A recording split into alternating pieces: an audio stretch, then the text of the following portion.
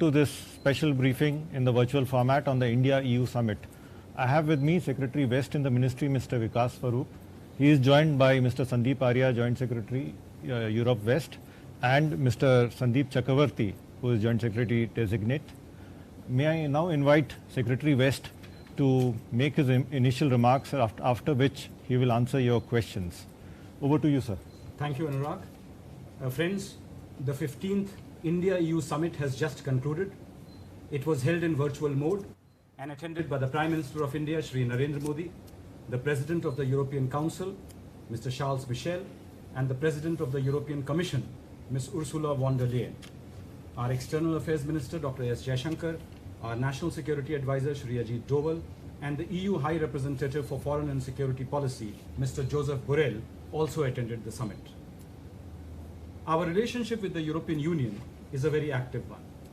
It covers virtually all dimensions: political, economic, security, trade and investment, environment, research and innovation, and culture, underpinned by strong people-to-people ties. The EU is our largest trading partner for goods, with trade exceeding $100 billion.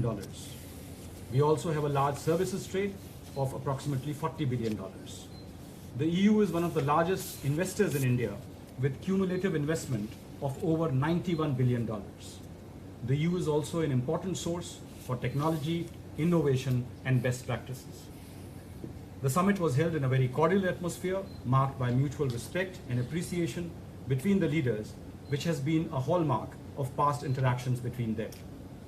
The discussions covered joint response to the pandemic, strengthening the India-EU strategic partnership and its various dimensions, as well as our convergences and our collaboration on the global arena, covering multilateralism, international organizations, and contemporary developments. In the context of the pandemic, both sides recognized the value of a joint collaborative response at the global level. Prime Minister appreciated the European Union's Global Coronavirus Initiative for accelerating access to COVID-19 tools, vaccines, treatment, and diagnostics. Recognizing each other's strength and mutual synergies, such as our role in pharmaceuticals and research, the EU and India agreed to intensify cooperation in response to the coronavirus, including on accessibility and affordability of COVID-19 tools. Both President Michel and President von der Leyen greatly appreciated the timely assistance provided by India in terms of supply of medicines to EU countries. They sought India's active engagement in the initiative of universal and affordable vaccines for all. The leaders on both sides affirmed their strong interest and full commitment to develop the India-EU strategic partnership to new levels. They adopted the strategic partnership roadmap to 2025 as the new framework to upgrade the relationship in diverse fields: foreign policy, security, trade and investment, economic collaboration, cooperation on innovative and climate-friendly solutions, digital technologies, and connectivity of the broad-based trade and investment agreement. The leaders recognized that post-COVID economic recovery priorities offer opportunities to unleash the full potential for their economic ties, including discussion on supply chain linkages between India and Europe. Prime Minister invited European companies for FDI in India, taking into account our efforts to improve ease of doing business, regulatory environment, and our aim to integrate India with global value supply chains. Our ongoing cooperation and intensifying it for modernization and sustainable development priorities were also discussed, covering investments, financing, technology, best practices, and capacities. India welcomed European participation in urban transport projects such as the metro projects in Pune and Bhopal, renewable energy covering several solar and wind power projects, smart city projects, and waste recycling. The EU conveyed its strong commitment to the climate-friendly future European Green Deal and its interest in collaborating more closely on such solutions. The EU appreciated India's initiatives of the International Solar Alliance and the Coalition of Disaster-Resilient Infrastructure, and both sides agreed to reinforce their cooperation on these initiatives. The leaders adopted a joint declaration on resource efficiency and circular economy. The development of the digital economy was discussed and upgrading bilateral dialogue on technology such as artificial intelligence and 5G was agreed by the leaders. They appreciated ongoing research and innovation cooperation, which involves projects in areas such as healthcare, water, energy, transport, food, and information and communication technologies. The leaders decided to renew the India-EU Agreement on Scientific and Technological Cooperation that will enable further research collaboration. The leaders also welcomed the conclusion of an agreement between Euratom, which is the European Atomic Energy Community, and India for cooperation in research and development in the fields of peaceful uses of nuclear energy. The leaders agreed for the two sides to explore a future comprehensive connectivity partnership. President von der Leyen proposed an India-EU joint working group on artificial intelligence, which was welcomed by Prime Minister Modi. The leaders noted the ongoing exchanges and cooperation in the area of foreign policy and security, such as political consultations, naval cooperation, and agreed to strengthen maritime cooperation further through a new dialogue on maritime security. They underlined the need to preserve the stability and safety of the Indian Ocean. Combating terrorism, terrorist financing, countering radicalization and abuse of internet for these purposes was also discussed in great detail. The two sides will intensify their exchanges and cooperation in this area.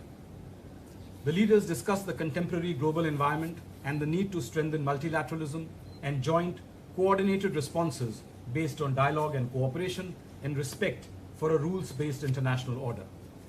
In the context of India's upcoming membership of the UN Security Council and G20 presidency, there was mutual interest in more active engagement and cooperation between the two sides. In overall terms, the 15th India-EU Summit has helped consolidate our partnership with the European Union and provided a new roadmap to upgrade the relationship in all areas. As two large unions of diversity, as the two largest democracies in the world, sharing values of freedom, pluralism, and rule of law, and a commitment to a rules-based international order and effective multilateralism, the partnership between India and the EU is a force for good in our complex world. 5 documents were concluded during the virtual summit. I will now give you brief details on each of them. First and foremost, the joint political statement, which summarizes the deliberations and convergences between the two sides on various dimensions of bilateral cooperation, global issues of common interest, and joint coronavirus response. Second, the India-EU Strategic Framework Roadmap to 2025, which summarizes the framework of our dialogue and cooperation, covering wide-ranging areas including foreign and security policy, trade and investment, modernization, sustainable development, research and innovation, education and exchange of scholars, migration and mobility, and global governance. Third, the India-European Atomic Energy Community Agreement on Research and Development Cooperation in the peaceful uses of nuclear energy, which will enable collaboration between the Department of Atomic Energy on our side and Euratom on the EU side on issues such as civil applications of atomic energy in areas such as agriculture, healthcare and industry, radioactive waste management, fusion, nuclear safety and security. Fourth, the renewal of the Science and Technology Cooperation Agreement for another 5 years, which will enable continuation of scientific projects and research exchanges in areas such as biotechnology, clean energy, e-mobility, energy efficiency, and marine sciences. And fifth, the Joint Declaration on Resource Efficiency and Circular Economy, which will enable dialogue and cooperation in areas such as policy and regulations, exchange of best practices and capacities, and technical exchanges in areas such as energy efficiency, waste management, recycling, circular business models in areas such as mobility, ICT, mobility, construction, food, and textile sector. So this then broadly gives you an idea of the comprehensive discussions that were held today and how they are going to upgrade and take the India-EU partnership to the next level. This concludes my opening statement, and I'm now happy to take some questions. Thank you, sir. I will now move on to the questions. I have received a set of questions on trade.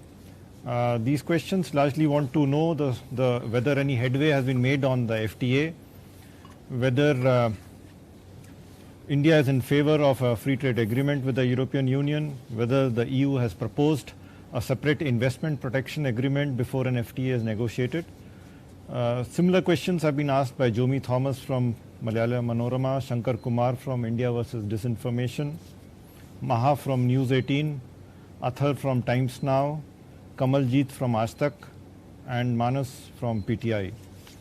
Would you like to respond to this, sir? Yes, I think all of them can be clubbed together, and I can give a combined answer to the various queries that have been raised concerning the broad-based trade and investment agreement. Now, as you know, India and the EU have held negotiations on this broad-based trade and investment agreement for quite some time. But since 2013, those negotiations have not really taken place. So after the taking over by the new European Commission in December last year, our Commerce and Industry Minister and the EU Trade Commissioner have met, and they have exchanged readiness to engage on the matter. The leaders discussed it at our summit today in the context of the post-COVID economic recovery priorities on both sides, interest in the diversification of supply chain linkages, strong emphasis on both sides for realizing the full potential for trade and investment ties between India and the EU, and addressing trade-related issues on both sides. Our Prime Minister emphasized the priority that we attach to attracting foreign direct investment and continued efforts of the Government of India to liberalize the regulatory environment as well as further improve the ease of doing business. He invited European businesses to utilize the opportunities in India and conveyed that Atmanirbhar Bharat is aimed at integrating domestic production in India to global supply chains. So during the 15th summit discussions today, one of the most important outcomes was the setting up of this high-level dialogue on trade and investment relations, which will discuss all trade and market issues as well as supply chain linkages. The two sides have expressed their commitment and agreed to work for a balanced, ambitious, and mutually beneficial trade and investment agreements. The high-level dialogue, which will be held in the coming months, is expected to provide high-level guidance and directions to take these two agreements forward. The next question is whether the India-China LAC situation was discussed, and in fact there are a few questions from others also on these lines. The questions have been asked by Siddhant from WION, Athar from Times Now, Deepak Ranjan from PTI Bhasha, Kamaljeet from Aaj Tak, Manas from PTI, Sridhar from Asian Age, and Pankaj Pandey from Hindustan. Well, I would say that as part of the review of global and regional developments, our relations with China did come up. Prime Minister shared our views on the India-China relationship in general and the current situation in the border areas. So the next question is from Siddhant. He wants to know how much was cross-border terror an issue under discussion in this summit? Well, as you would see from the joint statement that considerable detail, both the leaders went into considerable detail in exchanging views on the shared challenge of terrorism, which is a problem faced by all countries. In this context, of course, Pakistan came up, both in the context of the activities that it has been continuing against India and other countries in the region, as well as in the context of global terrorism. Ranjit Kumar from Rakshak News wants to know maritime security issues in areas like South China Sea, Indian Ocean, were they discussed during the summit? Well, I would refer him to the joint statement and para 10 of the joint statement, which clearly says the leaders agreed to launch a dialogue on maritime security and consultations on security and defense, and to enhance naval cooperation. They underlined the need to preserve safety and stability in the Indian Ocean. The EU side greatly appreciated the naval escort that has been provided by the Indian Navy to the World Food Programme and sought greater cooperation between the EU Atlanta and the Indian Navy.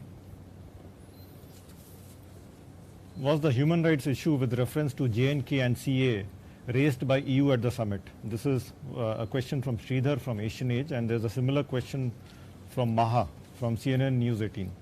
Yes, there was a glancing reference by President Charles Michel in the context of the EU having a much better understanding of these issues thanks to the discussions that were held during a visit of our External Affairs Minister to Brussels in February this year. And you would have seen the EU press conference in which they answered this, and they expressed their faith in Indian institutions in addressing these issues. The next question is from Natalie. I would like to ask how far the India-EU water partnership has progressed. Well, there also I would point you to the India-EU Strategic Partnership Roadmap to 2025, which has a pretty detailed exposition on the water partnership between India and the European Union. Both sides have agreed now to strengthen water-related matters through the Joint Working Group on Water and the India-EU Water Forum, as well as in the context of the India-EU Water Partnership. We will ensure continuous support for the IEWP in different priority areas, reflecting the need for combination of good governance and coordination, as well as appropriate strategies, technical approaches, research and innovation technologies. They will enhance the partnership between stakeholders on both sides to enable the sharing of standards, best practices in sectors such as water management. So obviously this was an important area of discussion between India and EU. So there is a follow-up question from Nainima from the print. Was there any discussion on defense procurement from EU by India? There was no great detailed discussion on this particular aspect, but both sides did agree on the need to scale up the defense partnership between India and the EU. And as you know, top officials from the defense side had visited India in January this year, and some good discussions had been held at that time. There's another follow-up question on the BTIA from Elizabeth Roche. Is there a time frame set for conclusion of the BTIA? There is no time frame set for the conclusion of the BTIA, but both sides have agreed that the two ministers who have now been mandated to take this discussion forward should meet as early as possible, hopefully in the next few months. I don't see any further questions. So this concludes our briefing. Thank you very much for joining, and thank you, sir. Thank you very much.